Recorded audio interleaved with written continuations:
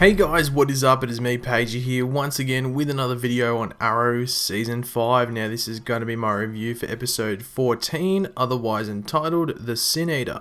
But obviously before we go ahead, there will be spoilers within this video for this episode, so if you haven't watched it, you might want to go watch it, then come back to this video later on and discuss what you thought about it in the comments. Now this episode saw the return of three villainous females we had met in previous seasons, that being Cupid, Liza Warner and China White. So we hadn't seen China White for a while, seeing that we were introduced to Liza Warner in season 4 and Cupid we met recently in season 4 and had met her previously in season 3. I don't think we'd seen her before that, if I remember correctly. But yeah, the last time we'd seen China White was in the season 3 flashbacks when they were in Hong Kong. Now I thought I'd mention this just because someone might bring it up in the comments, but this episode was Felicity Smoak'S 100th episode, I'm pretty sure, of being on Arrow, so I thought I'd just mention that because people were trying to get it trending on Twitter, so I thought I'd mention it in the video.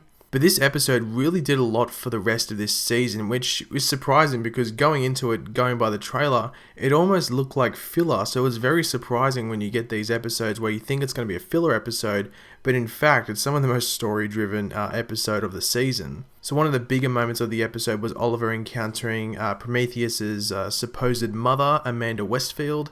Now, was I the only one that noticed that this was Barry Allen's house when he was a kid? I'm 99% sure that's Barry Allen's house from when he was a child, but they have to reuse sets, so I understand why it looks so similar, basically being the same thing.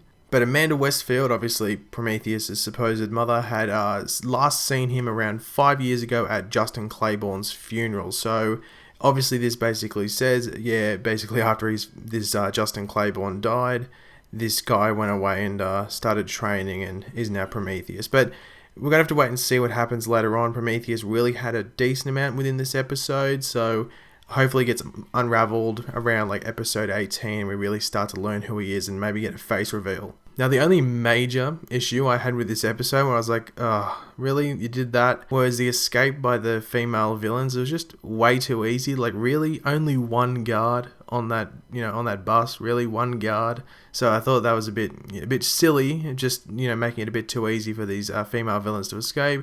But what are you going to do? But obviously Dinah Drake is now a Star City Police Department officer. I didn't realize it was going to be this quick. I'm assuming obviously she got like a push forward because she was in the Central City Police Department. So yeah, but pretty interesting that she's now an SCPD officer. So I wonder if they're going to focus on that in some episodes where we see her on her day-to-day duties.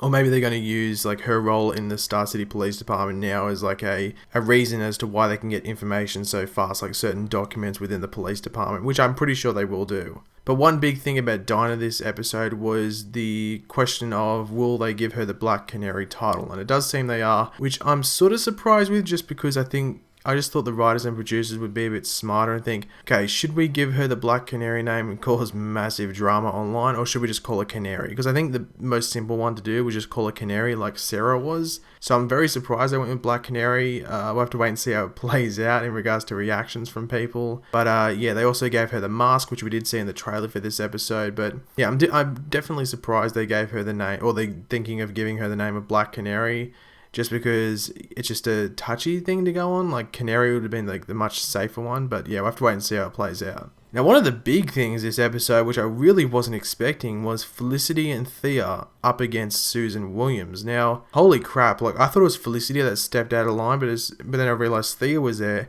and it was really Thea that drove this like massive story in this episode, with Susan Williams losing her job and basically causing Susan Williams to spill all the info that she has on Ollie to Ollie, and it was pretty insane. Like we even had the part earlier in the episode where Susan like asks Ollie, if he's the Green Arrow, and he gives like a sort of funny response saying, yeah, I am. Oh no, I thought you were just joking around. I was joking around, stuff like that.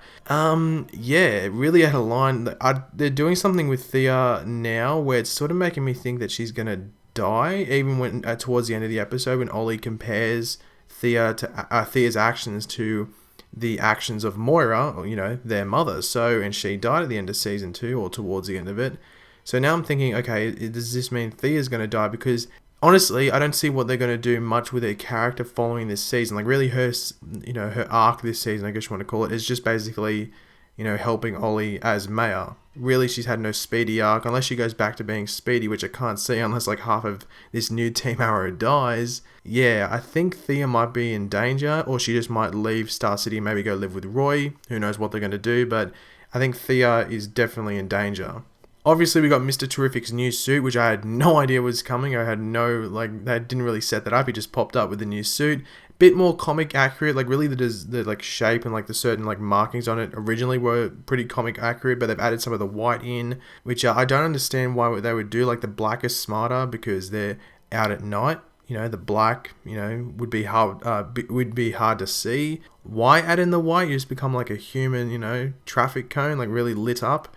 Bit strange, but I guess we'll give it a pass for now. Now, another little subplot sort of thing that had in this episode was Liza Warner versus Quentin Lance, because obviously, if you remember back to last season, Quentin sort of gave Liza a sort of motivational speech to get her on the right track. But while she was in prison, she sees on TV that Quentin was actually working with Damien Dark, so a bit hypocritical. So Liza is like, well, why should I listen to him? And she just goes back to her life of crime, if you want to call it that. I did feel weird that Quentin was blaming himself, and Thea had to give him that speech. No, she was already a villain. You didn't do anything. So, but then again, Quentin does love to blame himself, so I guess it wasn't too surprising.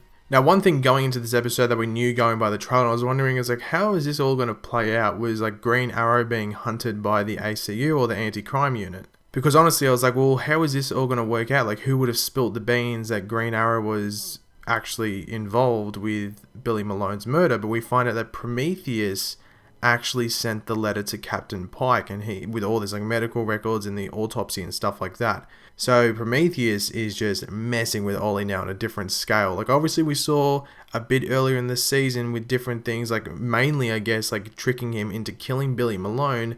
But now it's getting to the point where he's not affecting him as the Green Arrow, but he's affecting him as Mayor Queen, which then gets even put up to 11 right at the end of the episode when the cover-up scandal about this death of Billy Malone, and Ollie's like, oh crap, I'm screwed, because it's not a little problem. This is a massive, you're out of the door next day as mayor sort of problem, because as it said, it's covering up the death of a police officer and protecting a vigilante. Now, next episode is really going to cover this. I think next episode, Ollie isn't even in the Green Arrow suit at all. From what I think Stephen Amell was saying, I think this is the episode where he's not in it one bit. So it's going to be interesting. Vigilante's involved as well. And we all are led to believe that Vigilante is Adrian Chase because that's who he is in the comics. But by what I'm seeing and what I'm hearing, it's almost as if they're trying to make it out as if it isn't Adrian Chase. But I'll have a trailer breakdown out for that episode later on today.